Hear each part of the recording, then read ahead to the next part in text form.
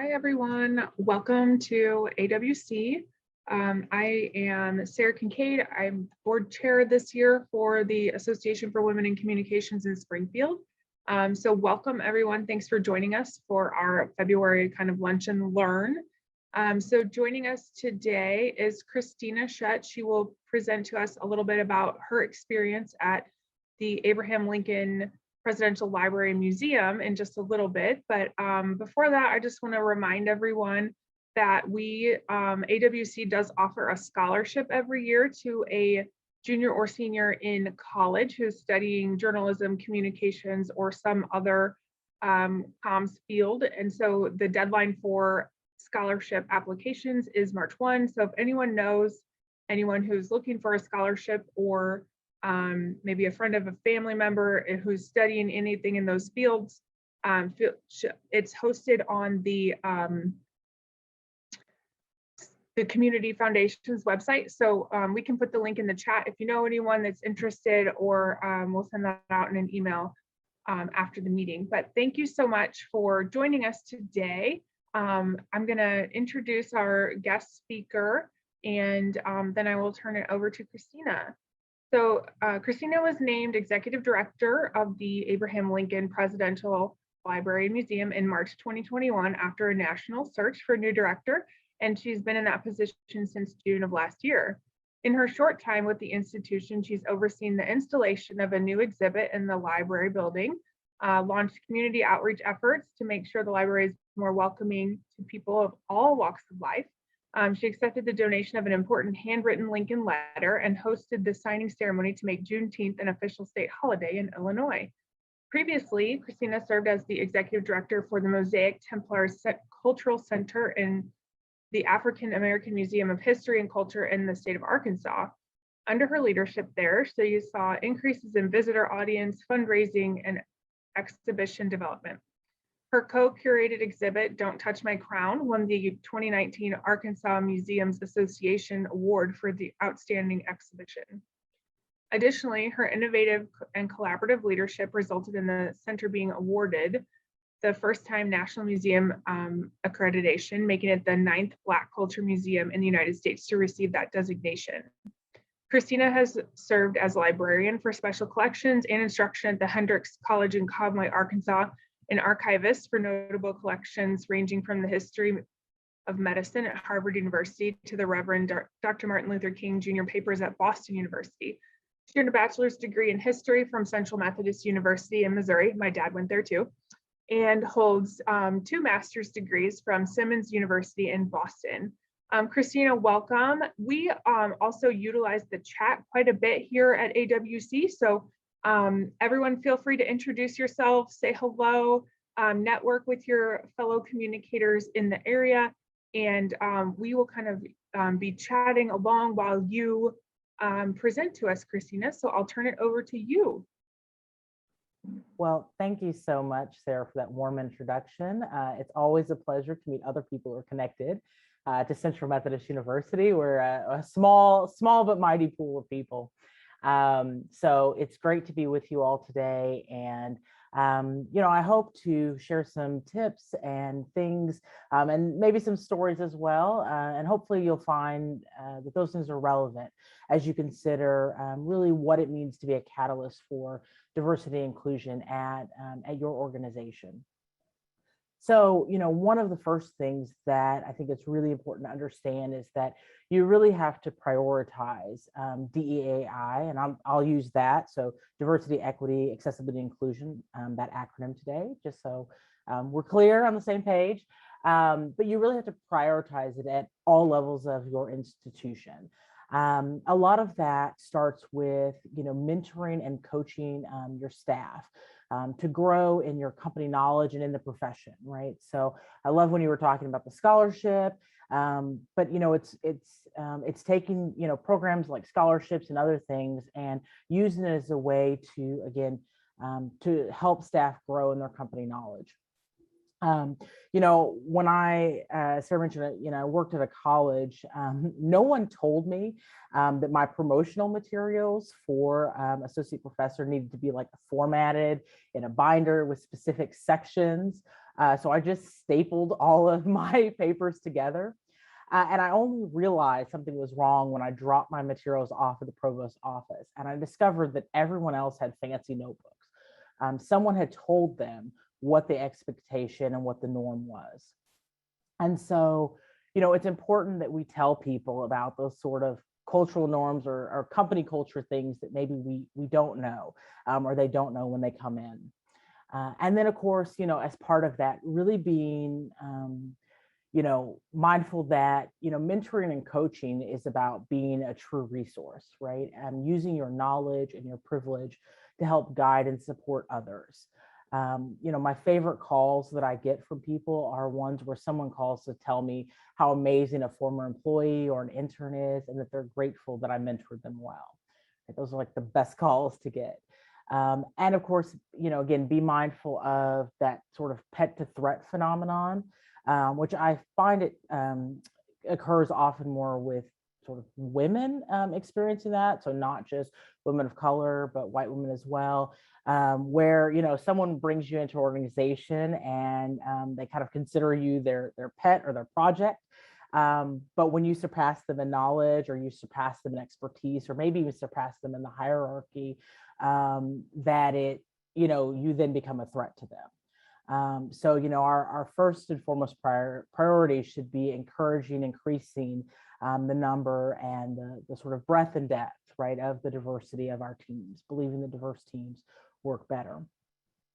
Another thing, again, as you're prioritizing, DAI at all levels of your organization, make sure that you're treating all staff with respect and dignity. I always say that people have values separate from the work that they do or don't do from them. And that's often hard to think about when you have an employee who's maybe underperforming.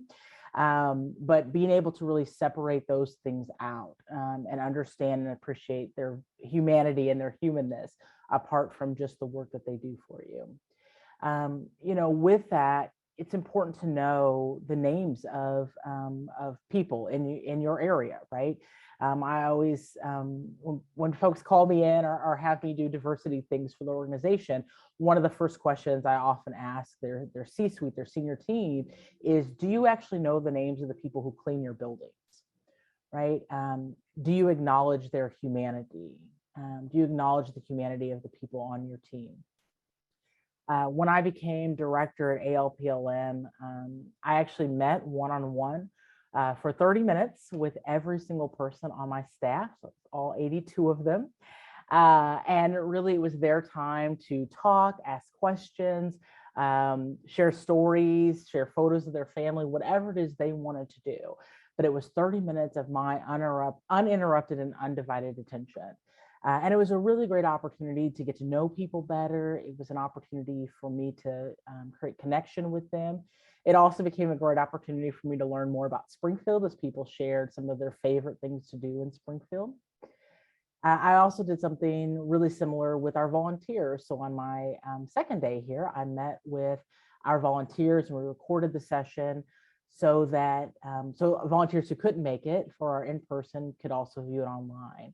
And again, that became another way to connect. We have about 500 volunteers on our team here. And so it was a really great opportunity to connect with them, for them to get to know me a little bit better, but also for me to get to know them. They frequently stop me as I'm walking through our plaza area with suggestions and ideas that they have or that they're hearing from our visitors. You also want to make sure that all of your staff are up to date in their cultural competency. And so when I say this, it's not only thinking about that kind of intentional trainings that you can be doing, but also thinking about resources, writings, lectures, other things. We should take a note out of Lincoln's book and always be learning, always be growing, be really learning centered and focused, and always be thinking about ways that we can improve ourselves. One of the sort of most common indignities that Black women often face in the workplace is people touching their hair. Sarah mentioned to you, I did an entire exhibit actually that was called "Don't Touch My Crown," which was about not just sort of that, but the history and the culture of hair. And actually some of the most egregious examples that I have come from human resources directors, people who should know better, right? And so it's really one of those things where you just don't do it, right? And if you find that you have caused harm in a situation, we talk about here a lot, we have non-conforming gender staff. And so there's the, sometimes people misgender folks, not meaning to. And so if you cause harm, the best thing you can do is to apologize as soon as possible. Apologize by naming the hurt, name the impact that you caused, and take responsibility for your actions, own up to it. And then finally, commit to not doing it again. It's okay to tell people that you're learning and you're still growing, but it's also important to really commit to not do that behavior again. All right, so next, another thing in terms of being a catalyst is really stop doing diversity theater. And diversity theater, I sort of define or think about as really it kind of encompasses the many kind of PR and communication strategies that organizations produce as a way to obscure what is said about diversity versus the way that marginalized employees are actually treated. So for example, it would be something like coming up with a land acknowledgement or a statement on Black Lives Matter, but not actually providing economic opportunities or jobs for Native Americans or Black individuals, right? So it's really important, and I empathize with, I know that many of you are in those positions where, your company wants to say something or come out with some statement. But, really be mindful and call your leadership to question of, if we come out with this statement, does that reflect the actual actions of our company? Does it reflect our organization and what we're really trying to do? Or are we just trying to kind of be in the moment, right? And come up with that statement. If you write an annual diversity report, and I do think that diversity reports can be good as a tool for accountability, make sure that your organization is actually making improvements from the previous year. We're kind of at a place where people are really tired of hearing, hey, we're going to improve, we're going to hire more diversity next year. They actually want to see it happen, right? They want to see the needle move some. And so kind of, again, thinking with, diversity reports, the documentation, the different things that you produce as part of your communication strategy at your organization. I do want to mention about like stock photos that you may use on your website or in marketing materials. And so when you're using those stock photos, make sure that those stock photos are diverse and that people of color aren't just in the background. There's some great companies out that have kind of come out in the last few years, like Nappy and Tonal, so it's Tonl, or the Gender Spectrum that stock diverse stock photos. I really like the Gender Spectrum for if you're looking for like non-binary photos. So again, keep in mind that diversity isn't just black and white, right? The diversity also encompasses gender spectrums as well. And so make sure that you're including those things that, if you have a photo that it's not like all the white hands on top and then like the dark skin hand underneath, right? Because that communicates to Black people that they're underneath, right? So be really mindful and read those photos intentionally, read those photos with an outside, sort of mindset and hat on of, how would this be perceived in the community? Would this be something that would be a perception of uplift, an honor? The next thing, again, is we're talking about, really that prioritizing DEI. Consider the ways that whiteness and white racialized identity is normalized. So I'm, in addition to being a librarian and archivist, I'm also a historian. And I will tell you that American history has really created a culture where anything that is not white racial identity is considered inferior or abnormal. This really creates a lot of advantages for white people because they can both feel normal by having it sort of their identity normalized and also be viewed as normal. So if you think back to 2020, when Band-Aid came out with brown flesh tone bandages, and it was like huge news, right? That there were different shade colors of bandages in 2020. Or, think about when you travel. I travel for work often, and when I stay in hotels, I'm like never able to use the shampoo in the hotel because it wasn't designed for my type of hair. And so again, those are ways in which we continue to sort of normalize whiteness and white racial identity. And so when you're confronted with those things, when you're confronted with someone saying, hey, did you realize like that, your white privilege was showing up in a really negative way here? I always encourage people to take a moment to really reflect on that. What are the aspects of whiteness that I've internalized? And I actually encourage this for, the full spectrum of people, because again, we live in a culture where we're steeped in it. And so even, we're in positions of authority or power, we have to be mindful of, in what ways have I internalized whiteness, and thinking of myself as inferior, or thinking of people of color as inferior in some way, right? Do I feel defensive about that? And if so, why do I feel defensive about that? Why has what this person has said triggered me or made me feel different? And then, think about what was the impact, right, of what I said. And we talked about that a little bit earlier, right? About it's not just about the intention of what we mean to do, but also the impact of how what we've done is received, right? There are often times where, I as a boss, I'll make assumptions about a situation. And I have to remember that my intention, right, was good. That's great. But ultimately it's what was the impact? How does this impact people, my staff, or how does this impact the person who I'm dealing with? I had a staffer once who I had suggested to use kind of a different methodology for their work and the work they were doing. And they initially dismissed my suggestion, and they really only considered it valid after they spoke with a white male colleague who suggested that they use the methodology that I had asked them to use. And I sort of had a moment where I was like, you only believed it then, right? And so it was an opportunity to have a conversation and sort of about, again, the ways in which they were preferentially whiteness, right? And they're white and male, so both in preferencing race and gender, right? And that they couldn't see the value in what I was asking them to do, right? But by far, the greatest thing we can do to really increase diversity at our organizations is to actually hire people of color.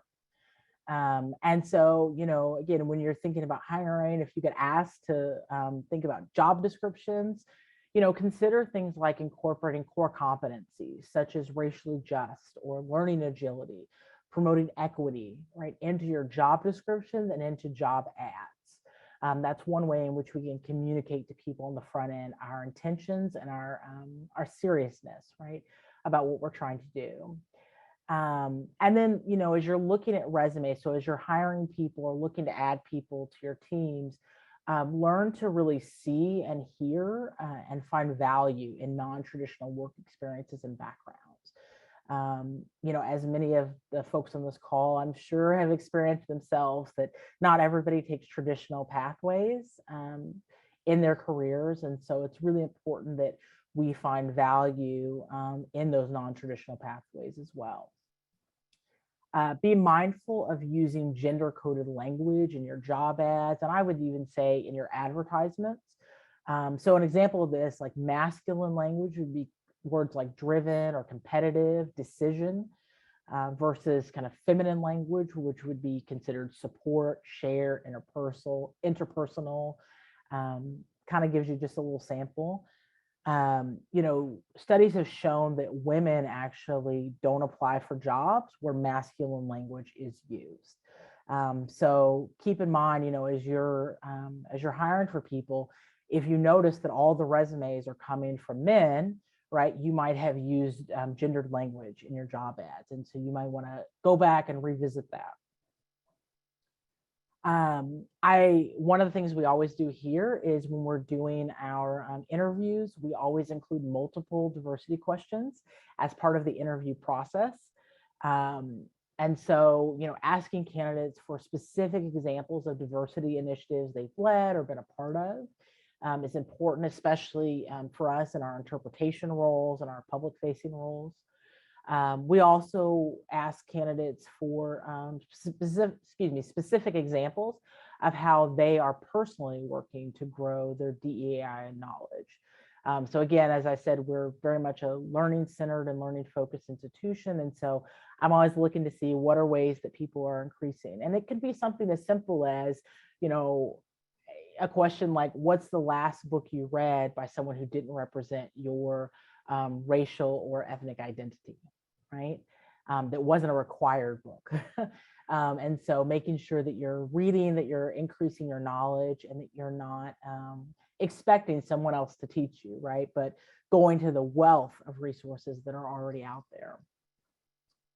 One of the things, again, I know, and we may get some questions about this, but thinking about developing a company action plan to share the steps that the organization is taking to become more diverse. So again, along with that diversity report that talks about, hey, here are the things that maybe we fell short on, here's also our action plan for how we seek to redress those things in the next year. And then, finally, if we really want to be a catalyst for diversity, we really have to diversify our social networks. According to research, 91% of white American social networks are other white Americans. And so because we don't live in diverse communities, we don't participate in diverse clubs, and we don't hang out in multicultural settings unless we're being intentional about it, right? Unless we make intentional effort to build those relationships and to be a part of, as King would say, that beloved community, right? And so I'm happy to answer any other questions you all may have. I hope that I provided some kind of tips and tricks and tools, maybe that will help you get the conversation started in your own realm. And again, if you take away nothing else from what I said, know that the cornerstone of all of this really is about being intentional. Thanks, Christina. That was really helpful. I personally, I just took a new role, and one of the first things that my employer is asking me to do is hire 2 people. So I'm trying to be intentional with that, like you said. So I like the idea of having that diversity question. I'm curious though, one of the things you mentioned was related to photography and creative. Do you try to match, and I probably sound really ignorant, and I will admit that I am working on this, but I am also, was raised very white. So it's hard to, admit your vulnerability that way. But I do want to be intentional, and I'm leading a marketing communications team now. So how do I make sure that the team is doing the right thing when a lot of times I don't even know what the right thing is? So for photography specifically, I'm curious, do you try to match the audience that you are reaching to? So if there's a particular group that you're trying to reach, do you tailor the creative to reach that people? Or do you do it more like demographic? There's X% white, X% Black or Asian or Hispanic or whatever live in this community. Do you try to match the art to match the community as a whole, percentage-wise? I don't know if you have any tips on that.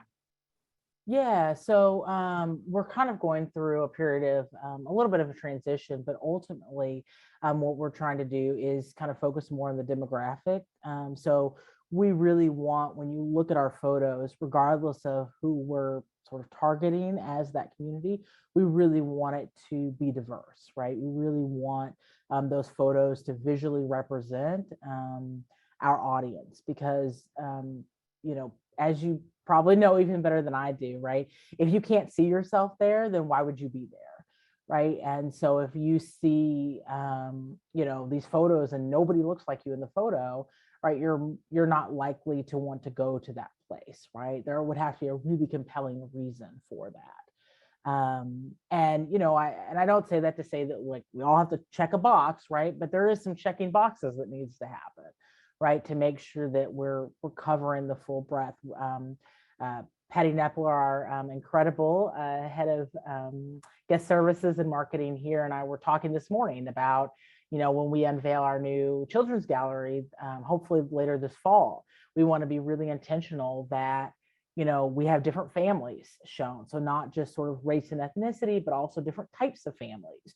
That we want to show intergenerational families there. We want to show families where they have, two moms or two dads represented, so that again, we're representing the full spectrum and breadth of our community, and that's full on seen for everybody. Even though that may be a very small percentage of our local community in Springfield, because our reach is so wide, we really are trying to cast that wide net and let people know that they're welcome here. You have another question in the chat. I don't know if you can see that. It's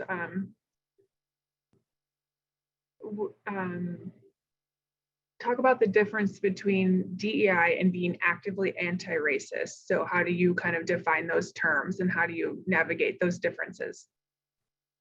Yeah, so I love the book that was written actually by Dr. Ibram Kendi called How to Be an Anti-Racist. So I highly recommend that book as a great starting place, and his use of language is fantastic. But I really think about, DEI is sort of the, language of incumbency. Okay, here's what our strategies or our plans are. Anti-racist is really about that active role that you're taking, right? So, we think about it as you're either working for, so either racist or anti-racist, right? There is no sort of gray area of not racist. And that word gets used a lot, but it doesn't actually exist, right? And so it's thinking about if you're looking to be anti-racist, it's how am I actively working to encourage, the dismantling of racism? How am I using my position, my authority, even my resources to encourage, encourage, or I guess decourage anti-racism, right? To encourage, more diversity, right, in what I'm doing. So, and it doesn't have to just be sort of big initiatives either. And I think, again, that's something that often gets lost when we think about DEI. We think about it as this sort of monstrous cloud of things, like all the things that we have to do tomorrow, right? And sometimes it's thinking about what are little things that I can do, what are ways that I can be really intentional. So I don't know, you can kind of see the jacket I'm wearing today is actually by a company called Ophire. And it's a young Black woman who hand makes all of the clothing.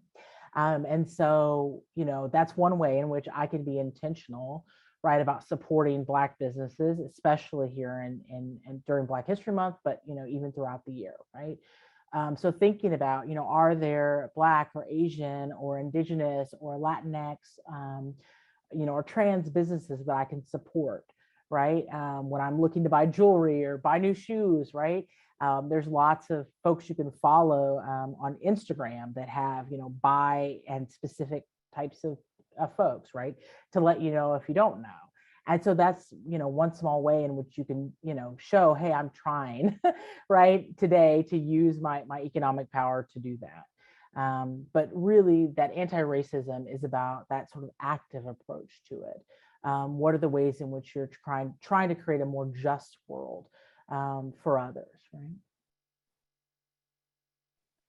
If anyone wants to come off of mute and talk to Christina, feel free to unmute yourself. Otherwise, put your questions in the chat and I can read them for you. But if you'd like to have a conversation, feel free to unmute. We want this to be, a safe place for everyone to bring up any concerns or, right? I'm making that assumption for you, Christina, but I hope that you're open. Absolutely.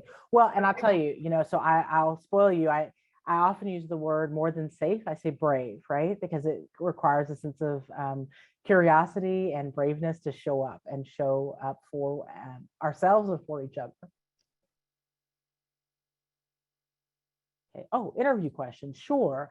So, when you're looking through interview questions, like I said, I always like to include a question about, personal DEI knowledge. So how are people, what's something they've read or watched related to DEI? Because people who are really about the cause are always reading things. They're always thinking about and learning those things, right? I'm passionate about leadership and leadership development. And so I'm constantly reading new things about leadership and leadership development, right?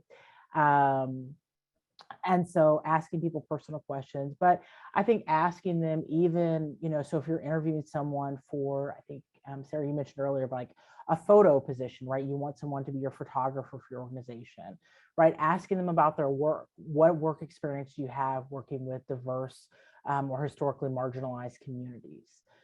That can be one way to kind of get at it, because if they haven't worked with anyone or they have to think really hard, that tells me they don't have that relationship, right? They're not doing those kinds of projects. Asking them about the diversity of their experience or knowledge base. So sometimes we'll ask questions about, I think of a good one, where we're asking about their kind of critical thinking or their ability to navigate a situation. So asking about kind of scenarios where, maybe it's a scenario where, I'll give you an example. There was a museum who had a suffrage party, and the tagline they used for the suffrage party was "Party like it's 1919." So 1919 was also Red Summer. So it's the summer in which hundreds of and thousands of African Americans were murdered and lynched, and including in that state where this museum was having their event. And so it was really kind of a tone deaf thing. And so asking them an example like that and saying, okay, how would you handle this? How would you work to address it? And if their first response is not, well, we should definitely apologize to people and also be investigating why this happened, then that's probably not a person who's interested in diversity at your organization.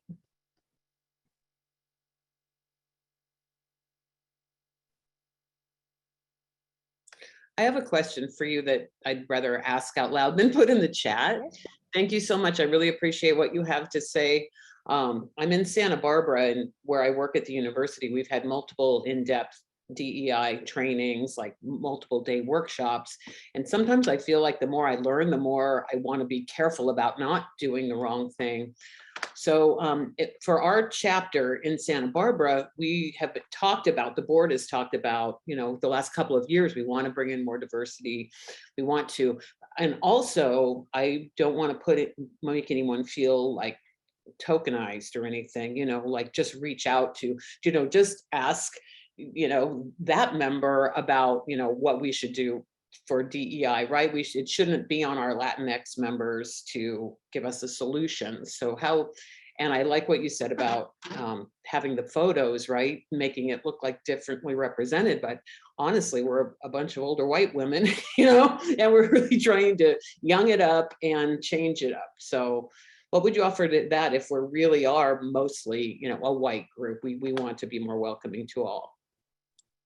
So I think one thing you can think about doing is, think about programs like this, right? And ways in which you can bring in people who are maybe different, who have a different way of thinking that might be relevant to that community. So for example, in the Latinx community, right?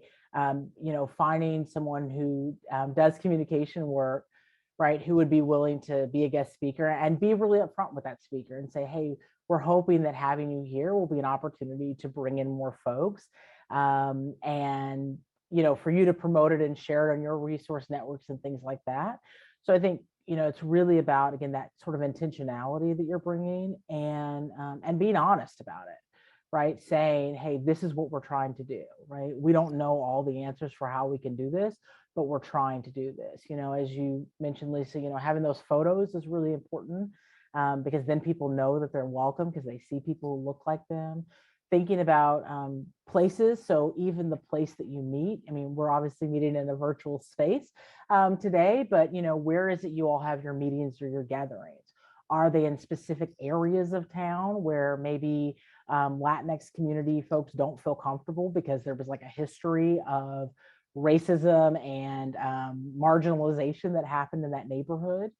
So, I mean, it would be the equivalent here in Illinois of somebody saying, hey, like, I want you to do this program, or I want you to come to this part of Illinois where there was a sundown town and Black people weren't allowed to stay in the town after dark. Right. And so I might go, oh, okay, why would I be coming to this town? Is it safe for me to be in this town? So it's thinking about questions like that of, you know, when you're picking restaurants or places to have your meetings, you know, is it a safe place for them to be in? Is it a welcoming place? Will they feel comfortable being in that space? And, you know, ultimately all we can do is put forward the invitation, right? And say, here's the invitation, here's what we're trying to do. The other thing you might think about, especially because you're in, I assume, Santa Barbara, California, right? You know, think about local college programs and university programs that are around, and partnering or working with those programs as another way to grow that diversity. So, you know, letting people know, and, you know, and their students, you know, as students, that they can be members of this organization, that they can be engaged and involved.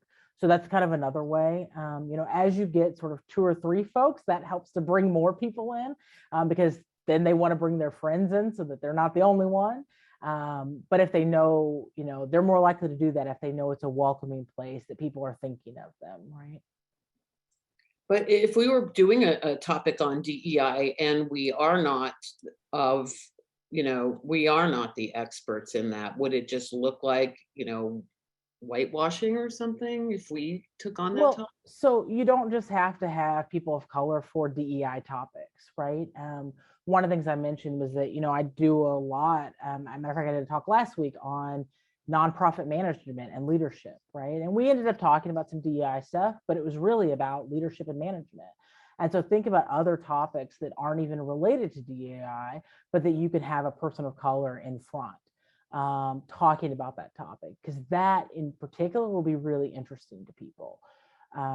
People will find that engaged. You know, I love it when I see topics where it's other women in leadership positions, right? I'm more likely to sign up for that session because I know it's going to be relevant to me, right, as a woman in a leadership position.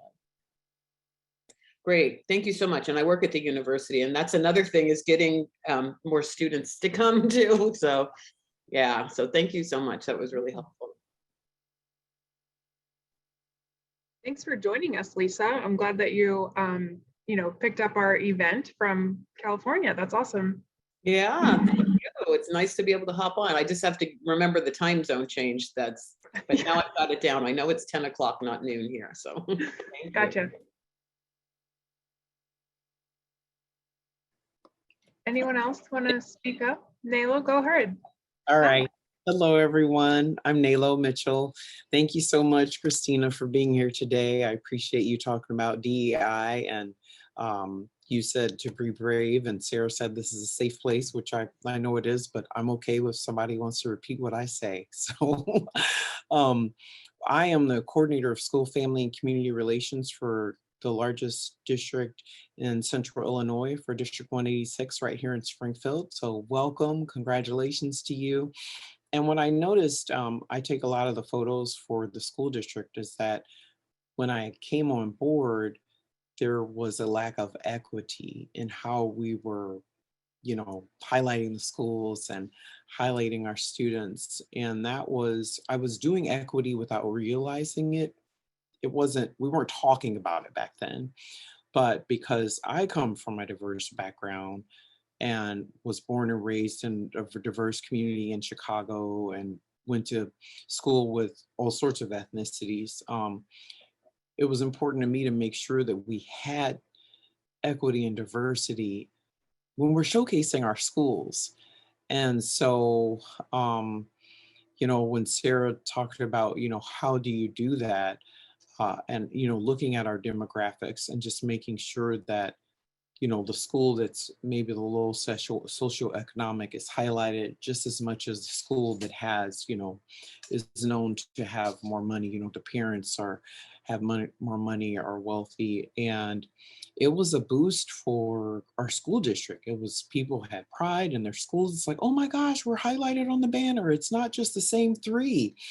And I just love that, we're open to talk about it. We're open to discuss it because it is real and it does impact others. It impacts the community. It impacts the schools. It impacts our families. It impacts our nation and our world. So just thank you so much for your knowledge and your insight. And we talked about the interview questions and I jotted down some notes. So thank you so much. Well, thank you so much for your comments. I really appreciate that. My son is actually a student in District 186. So, we absolutely appreciate it. And parents are looking for that. They want to know that their kids are going to be in a safe place, that there's going to be kids who look like them. There's going to be teachers and administrators who look like them, who know about their identity and know the things that are unique to them. I'll tell you, when I was in, maybe fourth, fifth grade, I was in a school play. Now, mind you, at that time, I went to predominantly almost all white school. I was like one of the only Black students in the entire school, and kind of metropolitan Kansas City. And the teachers, as part of the school play, my mother had gotten my hair relaxed, which, as you may know, is a very time-consuming and expensive process. And the teachers decided for the school play, I needed to have my hair like really teased and look crazy.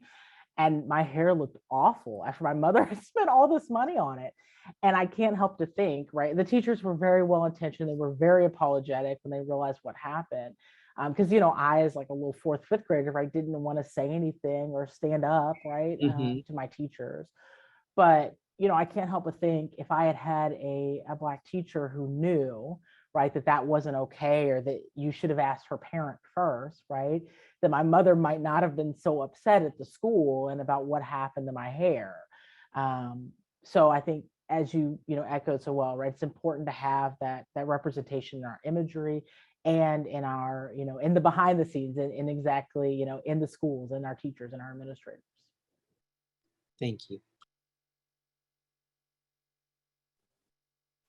Oh, Christina, yeah.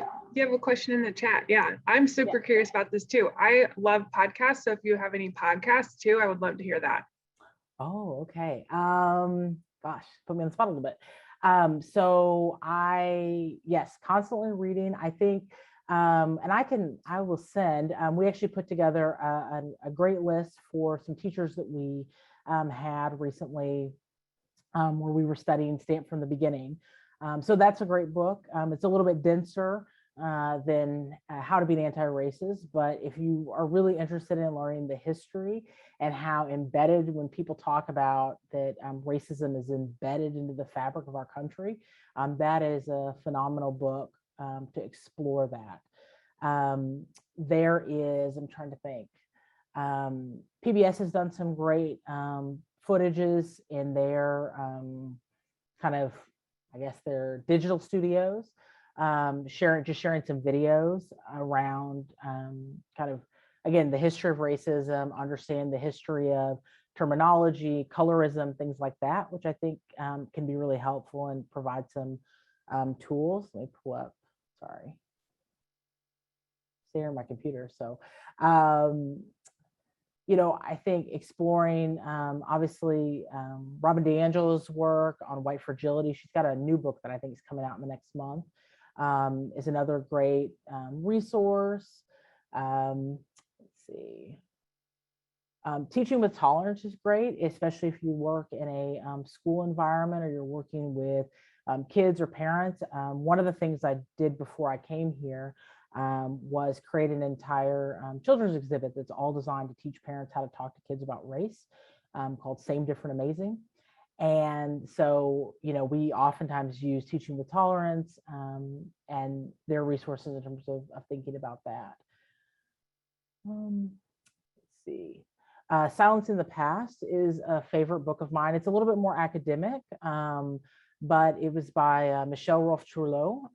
There is also an HBO documentary that heavily uses that book called Exterminate All the Brutes, which I would say is probably one of the best documentaries I've ever seen. And he really goes into depth again about the history, about the history of exclusion, why we don't talk about things like the Haitian Revolution when it happens about the same time, right? As the American Revolution, we talk about the French Revolution, the American Revolution, we never talk about Haiti's Revolution. And that's really interesting.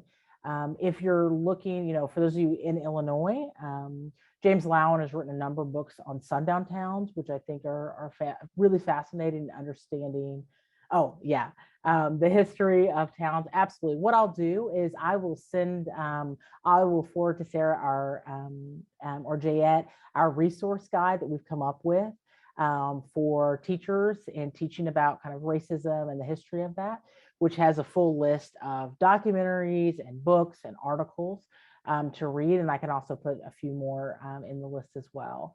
So yes, there's lots and lots of stuff out there where people are thinking and talking about this.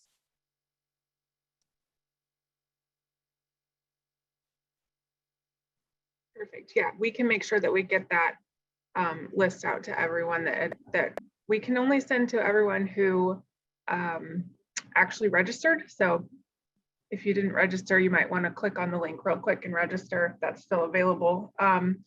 Or you can email president@awc.org and I can always send it to you afterwards. Any other questions from anyone?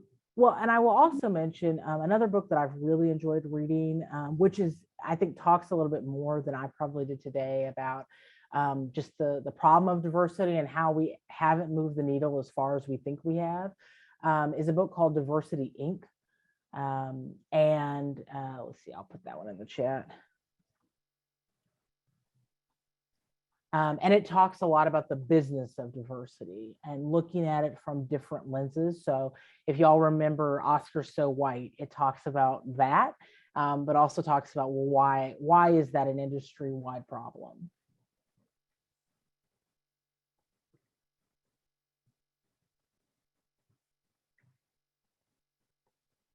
Well, thank you, Christina, for your time today and for sharing your wealth of knowledge with us. I know I personally appreciate it, and I'm sure others do too.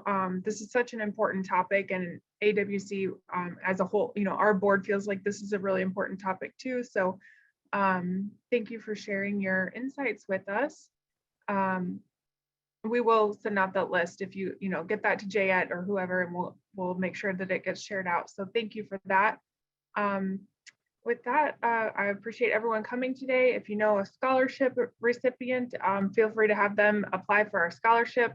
And we'll put out some information on social media about our next meeting in March. Thanks, guys.